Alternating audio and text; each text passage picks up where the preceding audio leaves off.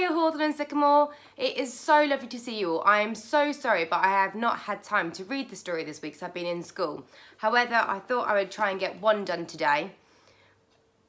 It's been about 2 weeks I think since I last read this, and I've left you on a bit of a cliffhanger because Rupert had disappeared and gone into the army. So let's just recap the main characters. So we've got Clary, who's the protagonist, the main character of the story, and we kind of hit the story through her perspective. She lives with her father, who doesn't particularly like his children, and their mother died a few days after Clary was born. Her brother Rupert also lives with them but goes to boarding school, which her cousin Rupert also went to. Now Rupert's gone into the army.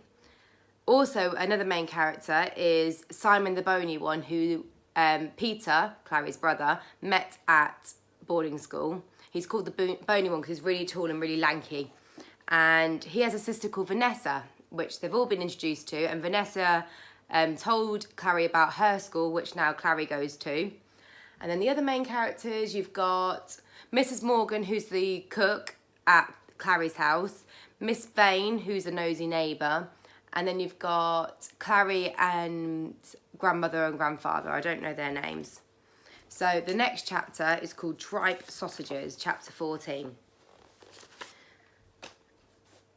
And Peter's just been writing home about some of the things that have been happening whilst he's been in training. He's not actually gone to war yet whilst he's been in training.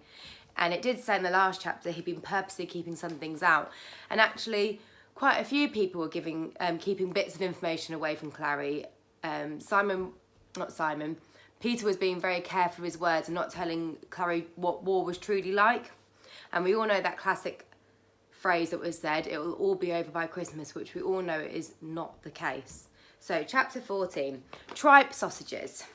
The Christmas holidays ended. Peter went away again and Clary took the Christmas cards off the mantelpiece. She kept the engraving of the school by the beech tree and looked at it often. Rupert used to complain that it was a very long, wet walk from anywhere and that she could completely see what he meant. And he wrote to her from France. We are staying in an old farmhouse. There is an enormous hearth. You could stand 6 Clarys in a line underneath the chimney. We light great fires there and roast chestnuts. Little Cat comes to sit with us. Her name is Mina. We buy bags of chestnuts at the market and apple cider. And once, oh Clary, terrible shining pink sausages made of tripe. Here comes Mina just now with a mouse. Am I supposed to roast it with my chestnuts? It sounded safe enough as far as Clary could tell. There was still no one to suggest otherwise. Vanessa might have done, but she was suddenly busy in a hospital at Southampton. Oh, that's right, Vanessa had gone to volunteer as a nurse during this time. Originally, she wanted to go off to Paris, but her plans have been put on hold for now. She had deviously wielded her way into the... Let's try that sentence again. Vanessa might have done, but she was suddenly busy in a hospital at Southampton. She had deviously wielded her way into it through a friend of her mother's and found herself swept away. Nowadays, Vanessa seemed to be constantly exhausted and constantly in love. Goodness, Clary, it's glorious, she told her. Glorious and awful and exciting altogether. So different from school. And I'm useful. I've never been useful before. I'm doing my patriotic duty. Hooray! The war had brought new words and phrases, and that was one of them, patriotic duty. Mrs. Morgan used it too. Mrs. Morgan said she no longer had time to waste with such things as cleaning the front steps or queuing to buy lamb chops for Clary's father's dinner. I should be doing other things, she told him when pinch-faced with temper. He sent away his lentil soup. I could be doing my patriotic duty and packing shells twice what I get paid here, and more thanks too. Shells. That was another word that became more often used. Shells and shellfire. Always, when Clary heard it, her mind jumped to the fans and spirals and fragile treasures she had collected on the Cornish beaches, summer after summer.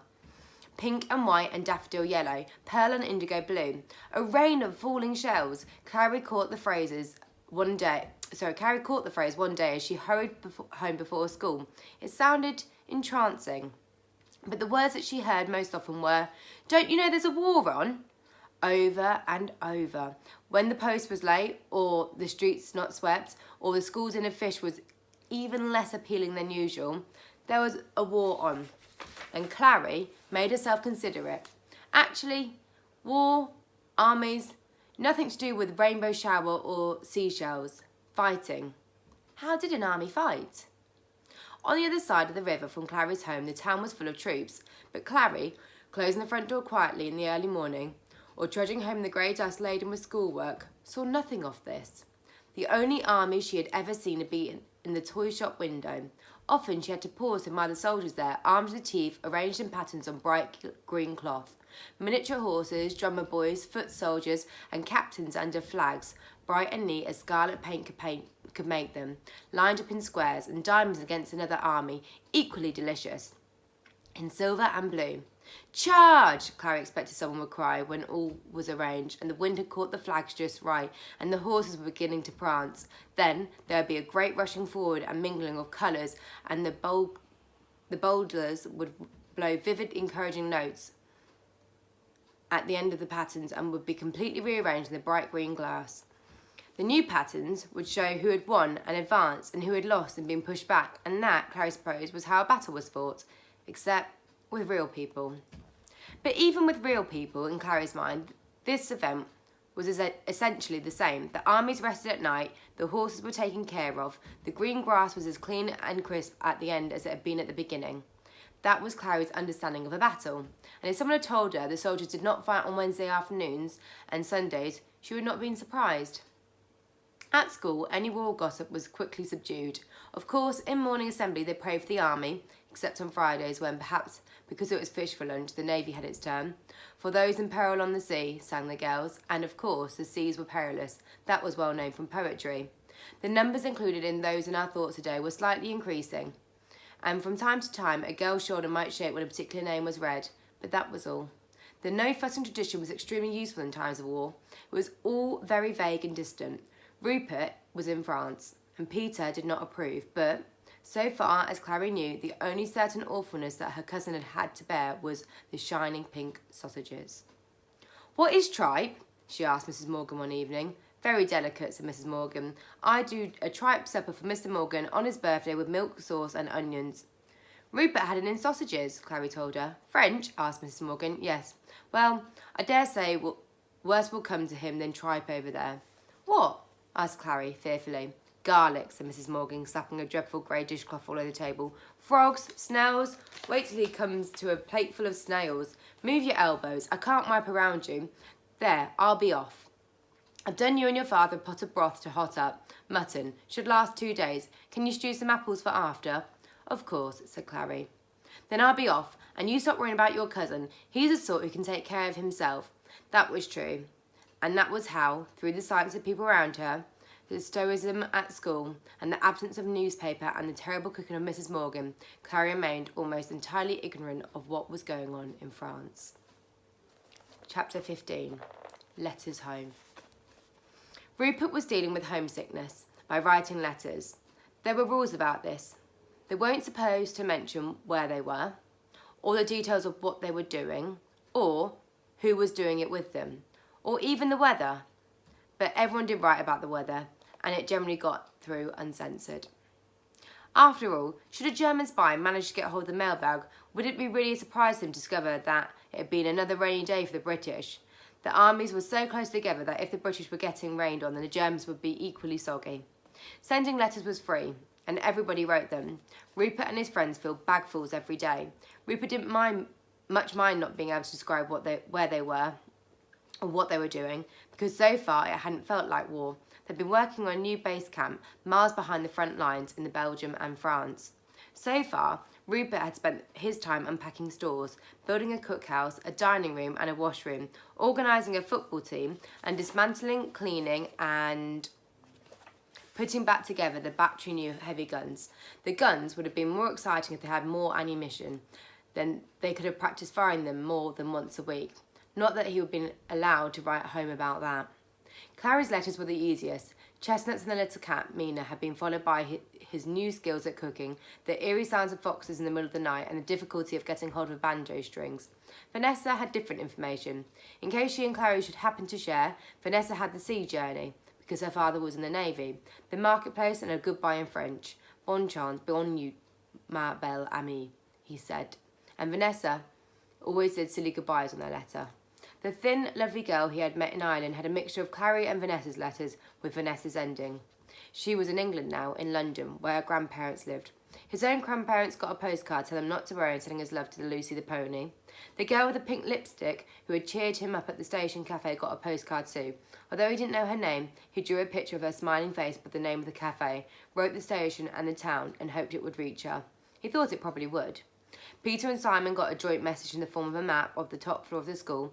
If they followed the arrows and lifted the floorboards he had marked in the trunk room by the back stairs, they would find 3 bottles of beer and a key to the cricket pavilion that he and his fiery-headed Irish friend had hidden there last term. The cricket pavilion was a good place to sit out in a long cross-country run. Simon might use it. Rupert himself had made many a comfy nap among the nets, while others were snogging around 4 miles of cold field boundaries. After this, Rupert could think of no one else for his letters. Not one person whom he could tell about the 2 field ambulances they'd unloaded that afternoon and reloaded on the train for the coast and then home. Poor devils, he had thought, but the men from the ambulances hadn't been sorry for themselves.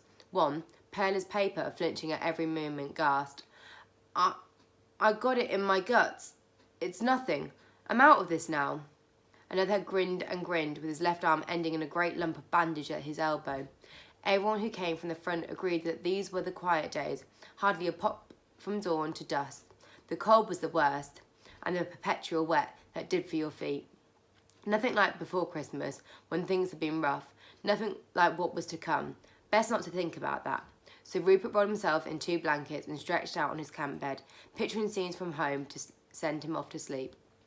Lucy pushing her muzzle into his pockets for sugar, the run across the moorland to where the cliff dipped down to the sea, pretty girls, that sort of things. Chapter 16. Simon comes to stay. Easter came around one afternoon. Peter came home from school, with no warning to anyone, and Simon tagging along behind him. Clary heard a sudden clatter in the hall, voices and a thump of bags being dropped, and rushed down the stairs, and there they were both. Peter! Simon! Oh, how good! Hello, Clary, said Simon. Hello. Oh, Peter, what's the matter? Peter collapsed onto the old wooden chair at the foot of the stairs and sat rocking, his face crinkled with pain, rubbing his damaged left leg. Couldn't get a cab, he said, foot between clenched teeth. Walked. All the way from the station with all those bags? Don't fuss. Why is it so cold? This house is colder than outside. The kitchen's warm. Warmer anyway. I've made some soup too. I thought I'd try. Come in here. Shall we help you? Get up. No, said Peter, wincing as he got to his feet again. You and Boners could bring the bags though. Don't want father noticing them when he gets home. When does he get home? Father? Not for ages. Not till I've gone to bed sometimes. Clary held the kitchen door open for Peter and beckoned to Simon, now laden with a bag in each hand and under each arm. Come on, Simon, come and get warm. Clary, said Simon, hesitating for a moment and looking worriedly down at her. Could I possibly stay? Stay? I've always said that you can, growled Peter from the kitchen. There's no need to ask Clary, she won't mind. Our house is shut up, you see, said Simon. They're still at my great-aunt's, Vanessa, my mother, and she's not keen on me, my great-aunt. Oh, Simon, we'd love to have you, exclaimed Clary, but there's father. He's not very friendly, finished Peter. Yes, agreed Clary. I mean, no, but I don't know what he'd say. Why doesn't your great-aunt like Clary? Interrupted Peter sternly. Stop it. Sorry, Simon. It's all right. I do seem to break things when I'm there. I don't know why. He paused and stared humbly at his big, bony, purple breaking things hands. She says I'm too tall. You are too tall, said Peter, warming up and more cheerful. There's nothing much here to break, and father doesn't mind. It certainly doesn't matter. He might not even notice, said Clary, taking heart. I often don't see him all day. Come and try the soup I made. It's got barley in it and vegetables, and the fire's hot. We can make toast. Oh, it's lovely to have people. I can sleep anywhere, said Simon, knocking over a chair or two as he sat down at the table. Floor or a chair or a sofa, anywhere. There's a spare room with a bed, said Peter. Rupert had it that Christmas. Simon, who'd been holding his face over his soap bowl, gratefully breathing in the warm steam, looked up and smiled. Thank you, he said. He had a nice smile, like a great, long-faced, kindly giraffe. He was, Clary thought, giraffe-like altogether. She had seen one once when they were travelling. Menagerie had stopped on the outskirts of town, and Peter had insisted to their father that the two of them must go, and most surprisingly had won. Clary's heart had melted at the great lanky puzzled animal, so clearly much too far away from home. Now here was one at the kitchen table, eating their soup and toast. "I'm glad you're here," she said, and reached out a comforting hand. "How is your leg now, Peter? Does it still hurt?" "Not much. It doesn't matter. Is there any more butter?" "A bit. Save some for father. It's harder to buy these days. You have to go and queue. I don't know what that room's like, Peter. I haven't been there for ages and ages, not since I got it ready for Root, and that was more than a year ago. I don't think Mrs. Morgan has either. She doesn't bother with bedrooms much." "It'll be fine," said Simon shyly. "Freezing," said Clary. "I suppose the same sheets and things. I never thought of taking them off. I'd better go and look." They all went to look, and the dead, dusty ashes of the fire Clary had lit for Rupert, and the rumpled bed with the pillow still dented where Rupert's head had lain, and the damp that had got in and round the window and turned to a patch of mildew. It was freezing, and it smelt fusty and abandoned. Peter opened a window and let in a gale of wet, cold spring air. Clary said, "I'll light another fire and find some different sheets and dust." "No, no," protested Simon. "It's perfectly all right. Don't do anything. I didn't want to be extra work." "Yes, don't fuss, Clary," said Peter. "It just needs fresh air. It's not any colder than your room or mine. We don't have fires. Anyway, he can have one if he's bothered to lug some coal up and light it himself." "No, no, no," said Simon. "Please, no, just perhaps a candle for in the night." Clary found a candle, soap and a towel, searched for the clean sheets and concluded Mrs. Morgan must hide them, took the pillow down to the kitchen to warm it in front of the fire, and promised herself she'd sneak up with a hot water bottle as soon as she had the chance. Simon paid her back for this hard work by sweeping the kitchen floor, scrubbing muddy potatoes to bake in the oven, and going shopping for onions and sausages, which he cooked in a big frying pan. The days that followed were just the same. He was far more useful than either Mrs. Morgan or Clary at housework, scrubbing furiously at the grime, mending loose doorknobs, windows catches and dripping taps, and cooking exotic foods such as omelettes and curry. It was the smell of curry that gave him away to Peter and Clary's father, who tracked him down to the bench outside the kitchen door, where he was industriously polishing the household boots, while Peter leaned against the door frame, criticising, and Clary whacked dust from the kitchen hearthrug with an ancient tennis racket. "Peter, Clary," he said. "Oh, father, this is Bonner's. Simon," said Peter briskly, unruffled. "He's at school with me. He comes to help us out for a few days. Simon, you remember my father?" Simon smiled nervously, held out a polishy hand, changed his mind, and said apologetically, "Sorry, better not," then half bowed and said over a boot, and added, "I was here one Christmas at the party, me and my sister. I hope you don't mind." "He's made Mrs. Morgan end of mutton into a wonderful curry," said Clary, hurrying over and standing protectively close to Simon. "Wait till you taste it, and he's cooking rice too. His father taught him, but he's away now, and their house is closed up. That's why Simon is here." "He's Navy," murmured Simon. Recalled, "I didn't say really. I shouldn't. School's open. I think perhaps I should go back." "No, no," Simon exclaimed. Clary, "Father's nice. He wouldn't want that, would you?" "Father?" "No, of course not. No, very welcome," said her father, thus cornered into decency. "Do, stay. Well, we'll meet again at dinner, perhaps." So Simon the Bony One was accepted into the tall, narrow house, not just then, but often afterwards. When Clary saw an especially long shadow through the frosted glass of the front door, she knew he was back again, hovering uneasily before knocking, apologetic and kind. He liked to hear the latest news of her life and talk of Vanessa, still working in hospital, and the braininess of Peter, and, most of all, of Rupert. They had a good supply of Rupert stories, Simon from school, Clary from her summers in Cornwall, and there was always a chance that Clary might have a letter to share. "Let's send him a parcel," Simon suggested once, and showed Clary how to make gingerbread. They cut it into careful squares, found a box and posted it. "All of it?" asked Peter, coming to the kitchen sniffing. "Yes," said Clary and Simon in unison. "Of course, all of it." Clary was knitting a scarf for Rupert too, and once, to her astonishment, Simon sat down with her at the kitchen table and added several rows to its length. "I learnt to knit when I was very little," he said, smiling at Mrs. Morgan's astonishment. "I was stuck in bed with a chest, and Mum taught me for something to do. My dad can do it too. Lots of sailors can knit." "I dare say anyone could do it if they try," remarked Peter, who'd been listening and watching. "You never let on you could knit at school, though."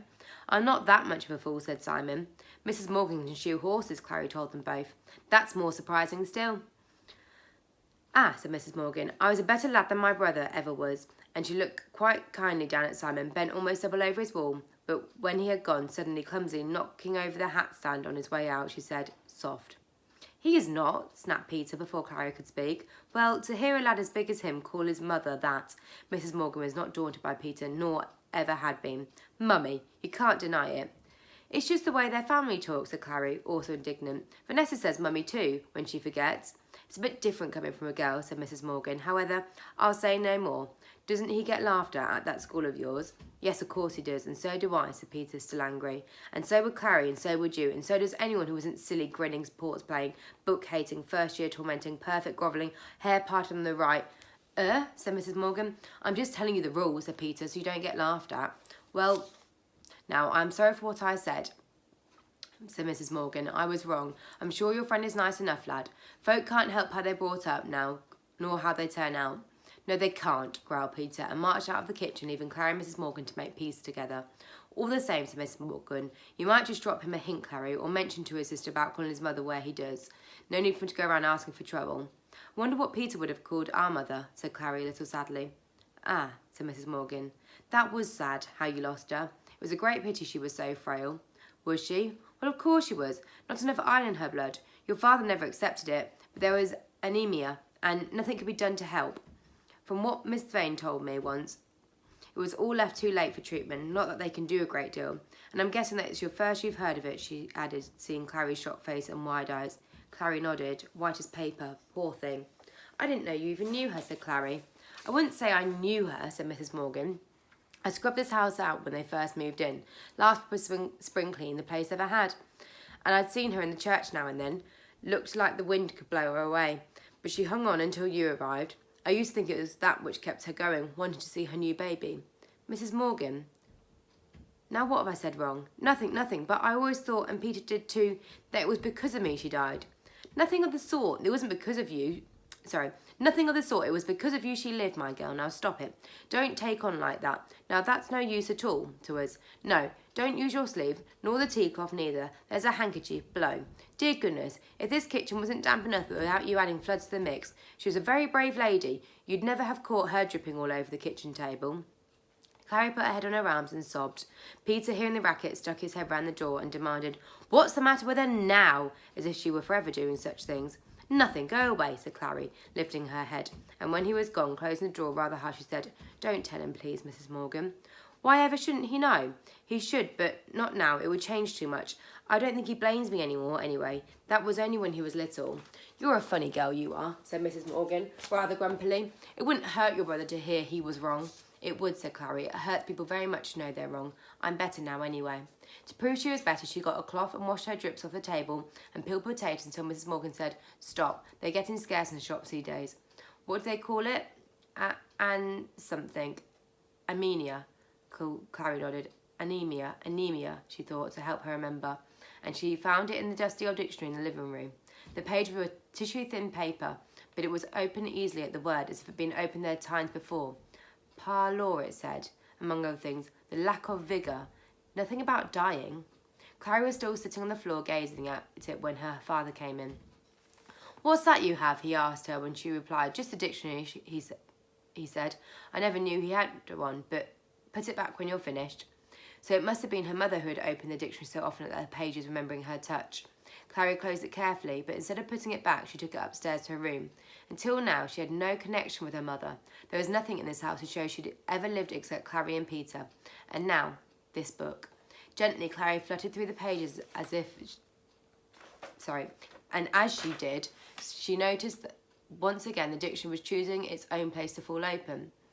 Pushed tight against the stitched spine on the first page of the bees, Clary found this reason for this, an oval cardboard, a little photograph, a round young smiling face looking out at her. Janie Penrose, 1901, mother, read Clary on the back. Her mother's face, her mother's handwriting. There were no more pictures hidden in the book. Clary knew. She checked all 1,038 pages of it. And that is where we're going to stop. So Clary's learned something today, that it wasn't her fault that her mother died. And I think that's a very, very big bit of information. The next chapter is called The Photograph, chapter 17, and I will read that for you as soon as possible and put it on the blog. I hope you all enjoy your weekend. Hopefully, fingers crossed, the sun will shine for some of it. You take care of yourselves. Bye.